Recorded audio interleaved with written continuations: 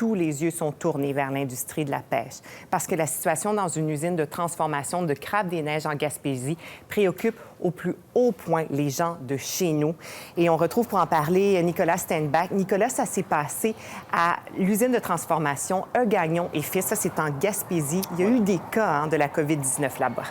Voilà, 2 employés ont été donc déclarés positifs, reconnus positifs à la COVID-19 il y a quelques jours, de plus qu'un homme de pont également diagnostiqué positif. Il y avait une quarantaine de travailleurs cette journée-là au quart de travail à l'usine Gagnon et Fils. C'est important dans le contexte, Karine, où la plus grande saison de pêche au crabe des neiges, la zone 12, débuterait très bientôt.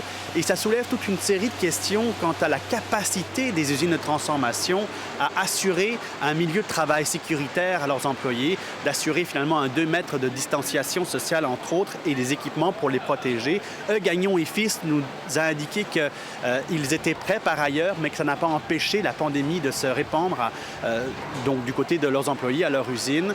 On en a parlé avec le vice-président de l'usine, Bill Sheehan. Il nous dit que les activités ont été suspendues pour une semaine à l'usine, que la situation sera réévaluée la semaine prochaine. On va l'entendre.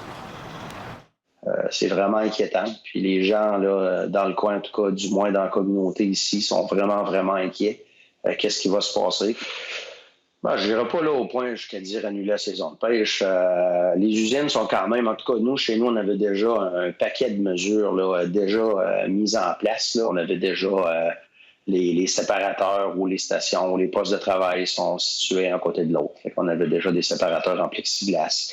On attendait les visières. Là, on était à peu près à 5-10 % de la production de la capacité de l'usine. Donc, les gens étaient en mesure de respecter le 2 mètres de distance entre un poste de travail et l'autre. Donc, malgré les mesures, il y a quand même eu des cas. C'est ce qui inquiète l'industrie, qu'il y a d'autres usines de transformation qui ferment ou encore que des usines décident carrément de ne pas ouvrir leurs portes avant la saison. D'abord, Karine, un exemple concret. Pêcherie Saint-Paul de Bac-à-Raquette nous a confirmé avoir suspendu ses activités de production au moins jusqu'au 1er mai. C'est ce qu'a confirmé la direction, qui a par ailleurs décidé de ne pas offrir de commentaires pour l'instant. C'est que les usines disent avoir besoin de temps pour assurer un milieu de travail sécuritaire pour leurs employés. C'est pour ça qu'on veut reporter la saison jusqu'au 1er mai. Besoin de temps aussi pour les pêcheurs de crabes des neiges, pour assurer la sécurité sur leurs bateaux, pour assurer également la sécurité sur les quais.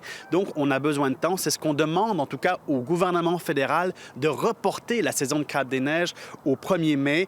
Et c'est important dans le contexte où, s'il devait avoir des fermetures d'usines, s'il devait avoir des annulations de saison, ce qui n'est absolument pas le cas pour l'instant, je vous rassure, mais s'il devait avoir des impacts négatifs, le crabe des neiges, ça a rapporté $1 milliard l'année dernière dans la région Atlantique et au Québec. Donc, pour parler de ce report de saison au 1er mai, on va entendre Gilles Thériault, président de l'Association des transformateurs de crabes du Nouveau-Brunswick.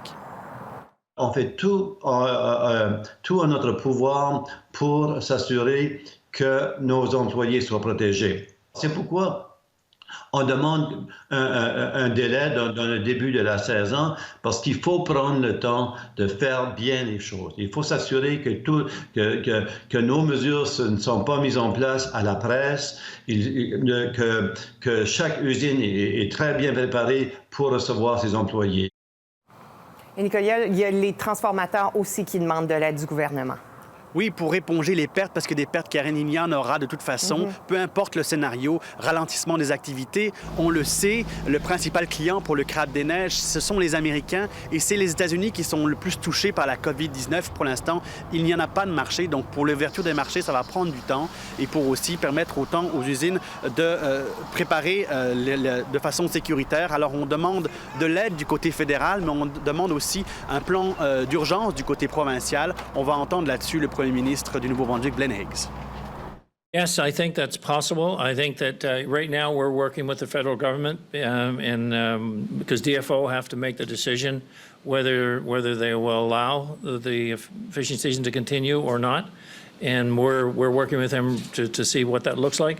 Obviously, if DFO makes a decision that negative reflects our situation here, we'll be looking for compensation for the fishers for that industry.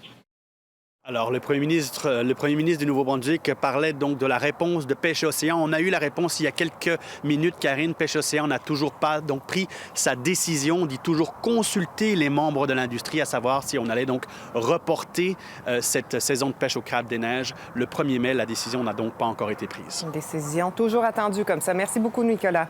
Je vous en prie.